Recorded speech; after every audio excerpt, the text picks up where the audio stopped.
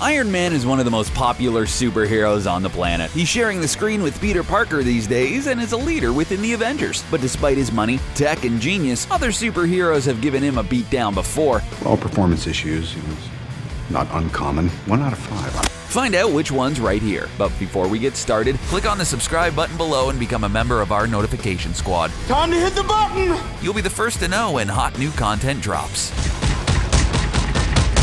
Go to sleep, go to sleep, go to sleep. Hulk. While we wait to see who will emerge the victor in the space gladiatorial match in the upcoming Thor Ragnarok, we can look back at one time when the Hulk actually gave a beatdown to Iron Man. They may appear to be sharing a bromance more often than not in the MCU, but even the closest of friendships can get a little rocky when superpowers are involved. In Original Sin, Hulk vs. Iron Man, Bruce Banner finds himself in the precarious situation of looking into the eye of Uatu. He shares the memory of him becoming the Incredible Hulk with none other than Tony Stark himself. Banner also sees Tony sabotaging the Gamma Bomb, and Bruce realized that Tony not only had a hand in Banner becoming Hulk, but was the singular person responsible. This, of course, angers Bruce. You're Bruce Banner. Right. Don't mention puny Banner. Using a modified version of Extremis, he turns into the Hulk while retaining his intelligence. He then proceeds to lay down the law against Iron Man, despite the fact that Tony has no memory of the sabotage.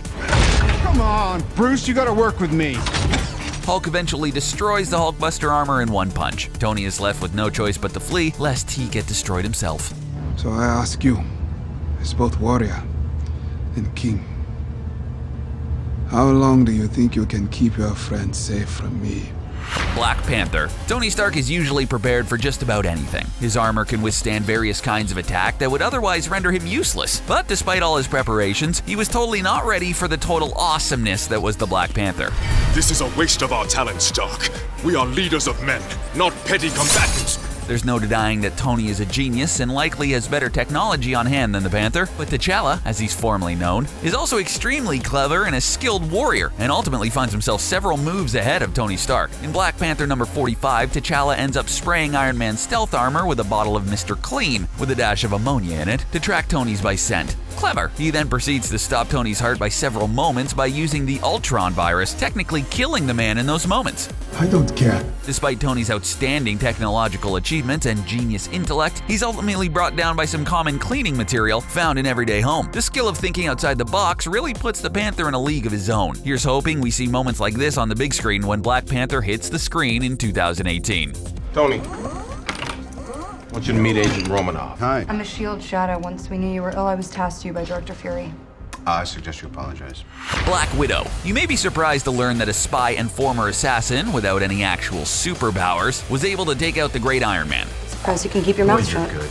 You are mind-blowingly duplicitous. How do you do it? You just tear things out. You're a triple imposter. I've never seen anything like it. Is there anything real about you? But that's more likely what Tony Stark thought when he encountered Romanoff, who was actually sent on a mission to assassinate the Avenger. I wouldn't stress about it. Flash forward some time and the two become close friends, with the Widow actually siding with Tony during the Civil War. She even helped Tony out with the Civil War administration in the comics. But the Black Widow is known for switching sides when the situation suits her needs. In Black Widow number 6, she allows Tony to intentionally track her from a payphone call. Tony quickly finds a battered and bruised Natasha and decides to bring her into Stark Industries' office for aid. Tony falls straight into the Widow's trap. She proceeds to knock him out via taser and proceeds to gain access to Stark Industries' mainframe information to help her on her mission. In this case, Tony wasn't defeated by a stronger opponent, but let sentiment get in the way of his better judgment. Based on her character history and her current situation, Tony should have known better than to trust the Widow. This isn't gonna change what happened. I don't care. He killed my mom. The Winter Soldier. Much like the Black Widow, the Winter Soldier shares a seedy and bloody background, and one that is usually not the staple of a superhero. Thanks to his old buddy Steve Rogers, the Winter Soldier was able to remember that he was once known as Bucky Barnes before he was turned into the renowned assassin. Despite not being an active combatant during Civil War, Romanoff correctly predicts that the Winter Soldier would make some kind of appearance. Sure enough, after Captain America's assassination in Captain America number 35, he comes in and blames Iron Man for Steve's death. What follows next is an epic clash that results in Iron Man using his suit to fight the Winter Soldier's electromagnetic pulse. But the fight ultimately ended rather quickly as Iron Man was put on the ropes. After being chucked through some wires, Tony's suit, once again, starts to malfunction. The Winter Soldier uses this to his advantage, ripping off his mask and aims a loaded firearm to his face. Tony accepts defeat and passes Rogers' letter as leverage to save his own life, which in the end led Bucky to becoming the new Captain America. End him.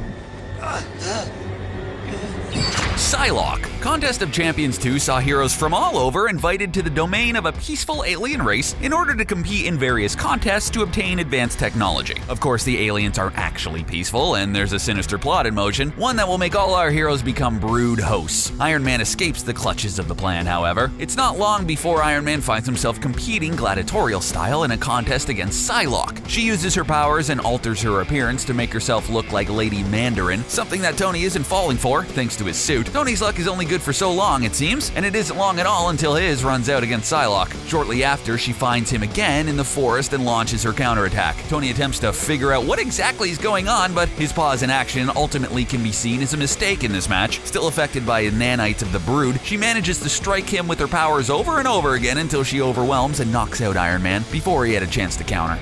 You have no idea what you're dealing with. Shakespeare in the Park? Doth mother know you weareth her drapes?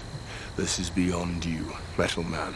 Thor. Iron Man and Thor may be close buddies, but these two have had quite a history on and off the big screen. We all recall their introductory throwdown in the forest during the first Avengers. No hard feelings, Point Break. You got a mean swing.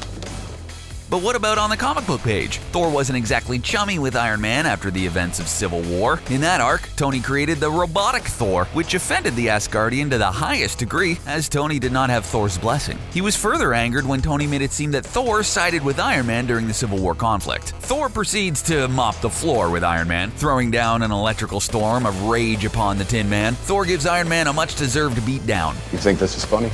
Tony did try to use his repulsor beams, but Thor was too angry and too strong for them to do any actual harm. After knocking him back to Earth and further zapping him with electricity, Thor strips Tony of his armor. But it wasn't over just yet. Thor ripped off Tony's mask while gripping him by the neck, reminding him that he is a god, and Tony is nothing more than a mere mortal in an iron suit. We speak for everyone when we say, never anger Thor.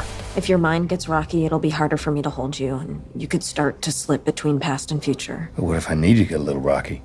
Think peaceful thoughts? Peaceful thoughts.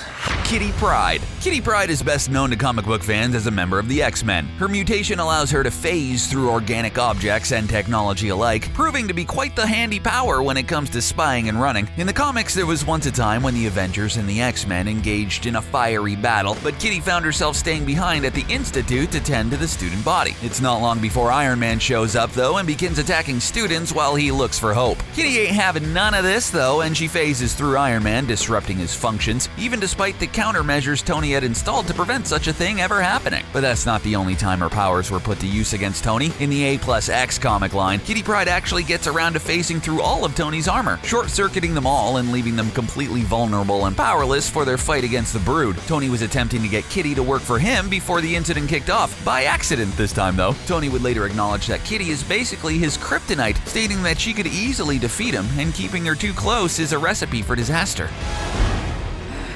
What? Oh, what, are you mad at me? Pepper Potts. Bet you didn't see that one coming. You didn't see that coming? In Superior Iron Man, the title character is busy operating out of San Francisco and is working on delivering a mobile version of Extremis 3.0, which will allow the user to transform their body however they want. In his particular arc, Tony Stark is actually evil and refuses to listen to anyone around him, including Pepper Potts and Inferior Iron Man. By issue number 9, everything comes head-to-head when Superior Iron Man faces both Inferior Iron Man and Pepper Potts. She's actually wearing an Iron Man suit that was made by Inferior Iron Man. This actually triggers Tony Stark and he begins to wail on Inferior Iron Man after Pepper asks him to stop what he's doing. Apparently, even when he's in evil mode, Tony can become really jealous and agitated over the simplest of things. This is a new level of lame. Sorry. But Pepper used this opportunity to make her move. Not being a pushover, Pepper Potts literally melts the armor off Superior Iron Man by using her electromagnetic pulse. She then restrains him and ensures that this version of Tony won't be doing any more harm to their universe. Here's to Pepper Potts for being a champ. Do you think the world has been changed? Right now, Beast, I really don't care.